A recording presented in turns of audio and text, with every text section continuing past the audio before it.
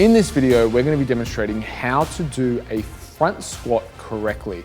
So we've got Jade here. We're going to talk you through the setup. So first thing we want to do is, for most front squats and for most people front squatting, we're going to elevate the heel a slight bit. So we've got a bit of rubber here. So if you look at front squatting, a lot of time front squatting, you do want a little bit of an elevation because you want to be emphasizing the load and tension through the quads whilst also keeping a upright and neutral position. So by using an elevation in the heels, what's going to happen is the body's you're going to allow more ankle flexion, which is going to allow the knees to come over the toes, which is going to allow a straighter position through the upper back. And that's super, super important because you don't want the hands to be coming forward. You want everything to be nice and maintained, especially when you've got some heavy weight on that. So if you've got lifter shoes, which have the heel on it in that, just use your lifter shoes. You don't need to use an extra one of these.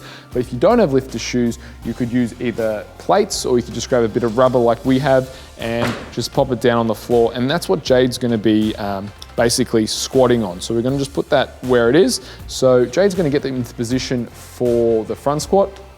So hands are just outside of shoulders, and the reason for that is if we put hands on inside of shoulders, now try and rack it, Jade, you can see, well, her hands are now on top of her shoulders. That's completely incorrect. So the hands want to be outside of shoulders. She racks it, and as you can see, her hands are perfectly there outside of shoulders. That's a nice position there. So some people won't have the flexibility what Jade's got there, and if you don't, quite honestly, you're probably not ready for a good front squat. There are some hacks that you can do. For example, if Jade wants to, one way to hack it is she puts her hands out straight, she gets in the position here, and then she crosses her hands over. That's another acceptable way to do it, but it's not my preferred way because by doing it that way, you lose a lot of the tightness and stability that you otherwise would have from the upper back. So if Jade does it the right way, which is more of an Olympic style, she's got all the retraction there, the stability from the upper back, which again is super, super important in a front squat. And yeah, if you're not able to do it, it's possibly you need to just work on that in front squat and be able to do that front squat the right way. So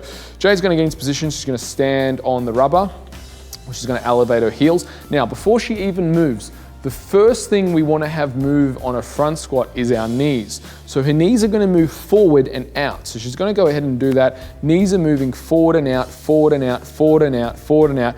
And we basically want her hamstrings to touch and cover her calves. So we don't want to see daylight between her hamstrings and her calves. So that position here, we look at that. There is no daylight between her hamstrings and her calves. That's the perfect position. So what happens a lot of the time is people just do it too shallow. So just do a couple of shallow reps there. And back up, or even more, like they don't even get that low, right? But and that's completely incorrect. We don't want that. We want range of motion. So if you have to lighten the load, there should be no daylight between the hamstrings and the calves. So that's perfect there. And as you can see, her upper back is really working and nice and tight. With a front squat, usually I won't ever program over 6 reps. And the reason for that is because it's the load and stability and isometric contraction through the upper back that won't allow high reps or high reps done well. Because again, doing this for high reps, what's gonna happen is her elbows are gonna get tired and her upper back's gonna get tired before her legs, which is gonna change the loading and the mechanics of the movement entirely. And that's something we absolutely don't want. So Jade can go ahead and rack it. Give herself a little rest there. Some key things, again, by loading or elevating the heels, it's going to allow knee flexion or knees to come forward much better. It's going to eliminate or decrease the amount of load through the glutes and emphasize the quads, which is exactly what we want. Hand position is super crucial. It will work and basically strengthen the lower back as well because it has to, because the load is in front of the body. And again, the abs have to work on this absolutely as well. So I hope you've enjoyed this video. For more great technique tips that punch you in the face with information, but in a good way, make sure you subscribe to our YouTube channel at Enterprise Fitness.